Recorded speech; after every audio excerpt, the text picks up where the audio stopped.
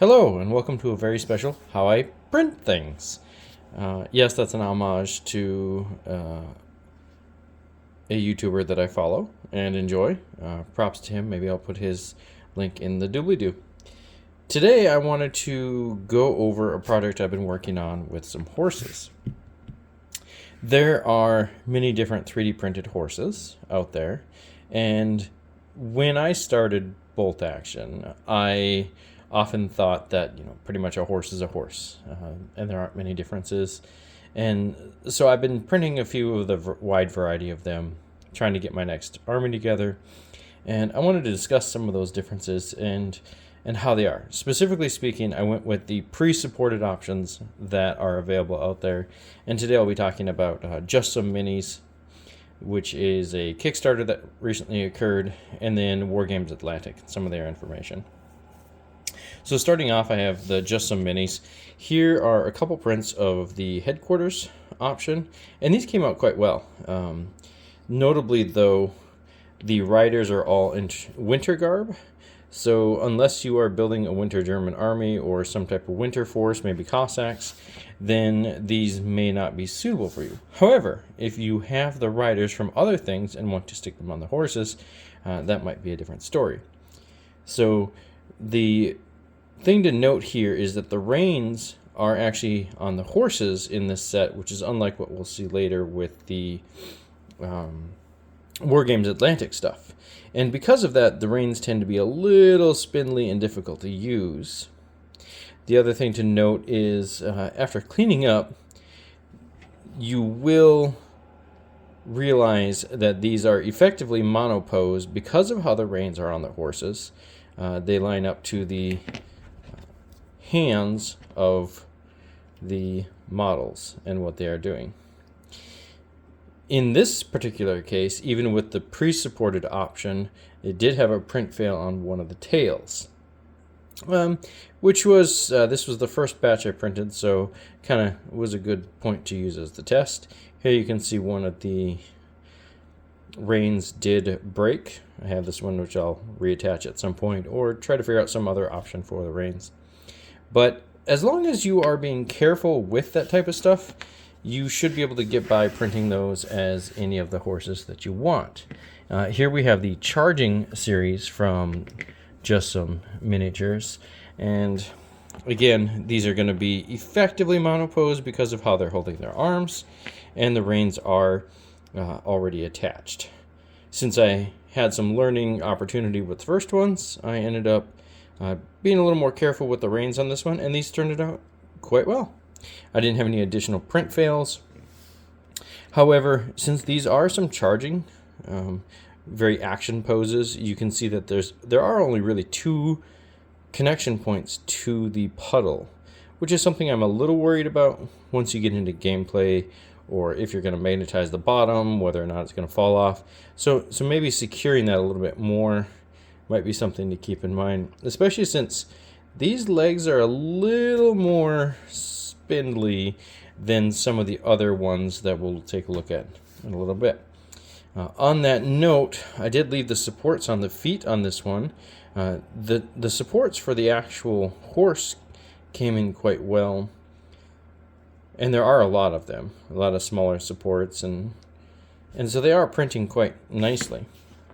A couple of the saber models, and then one guy who's throwing a grenade from a horse, which is kind of an interesting thing, left-handed apparently. All right, moving on, I do have one honorable mention from that series, which is going to be the horse handler. There are two models in this little set, but this is definitely my favorite. One person is mounting the horse. This one is actually feeding the horse. If you take a look real closely, he's petting the horse and feeding it. And I thought this was a lot of character built in. Also notably, this one does not have a puddle for the base, as you can place that on any of the bases that you would like. And it did come out quite nicely again with those integrated reins. Moving on, I wanted to discuss some of the Wargames Atlantic stuff. Specifically, the first one I printed was the Cossacks. Now, the Cossacks come as a World War I set, but I wanted to see if this is something you can model into a World War II option with maybe using different riders, or maybe just using the torsos of the riders. But these came out to be some of the best printed horses possible. They do have some interesting little fluff to help support those movement poses. Good vein structure on the neck, so a lot of those contrast paints would do quite well with this kind of thing. Again, but here we have two instances where the legs failed the print. They weren't supported enough. Again, these were all pre-supported options from both of these STL manufacturers. I have my printer dialed in quite well, and I would say I only get any type of minor fails like this on 10% of the time, if anything. So if you are going to go with the World War I Cossacks, you may want to look into supporting these yourself. The torsos, I did print them off. They are in a forward-leaning position with more of the action pose going on, but there is kind of a blockiness to the torso, which you may have to trim if you're going to try and convert this to something else, and they don't quite fit snugly in the saddle, which was a little disappointing considering that this is a set made for them. I know maybe it was this set or one of the other sets, maybe the Polish Uhlans, where they actually redid the riders so they fit a little bit better. That may be something you want to look into, or I would research into before looking into this. Moving on, we do have the Polish Uhlans, which I did print 3 of the horses in this case.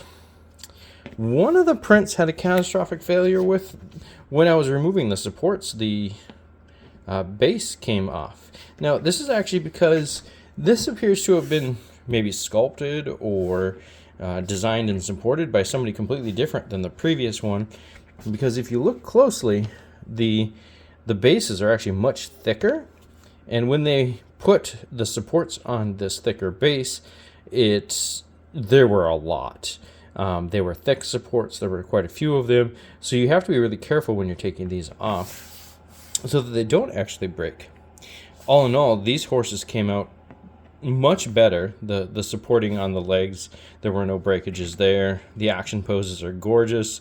They have quite a bit of kit along with the horses, and these are something I would definitely suggest as a generic horse. Probably going to be my go-to, especially for any of the charging. There are some little effects to ensure that there are at least 2 attachments to the puddle, but that's kind of minor. You can usually hide some of that with the like static grass or even like tufts and things like that.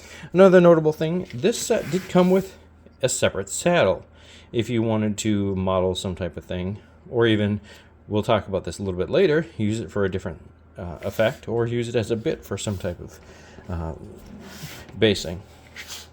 Next up is the Savoia Cavalieri. I expect this is going to be a conversation in a lot of things upcoming. These have been appearing at tournaments quite a bit, and people are talking about this particular model because of its unit in case blue, where it can charge twice in bolt action. The first notable thing here is, in this case, the heads are actually removable. A little bit disappointed. I do cure my resin miniatures a little bit longer, so the fit is a little bit off, but seeing as it's right on that join where the leather straps are, it might hide it quite a bit. In this particular case, I did have one print fail of the tail, which was super weird. That is notably because these were printed upside down, or supported upside down, I should say. And I'm not sure why they chose to do that. Maybe it's because they wanted to put the dimpling on all of the fur and then appear on the saddle, which is going to be covered, just